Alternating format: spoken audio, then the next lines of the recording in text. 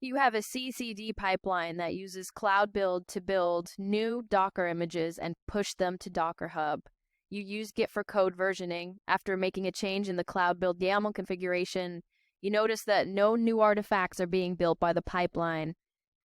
You need to resolve the issue following site reliability engineering practices. What should you do? Choose you answer.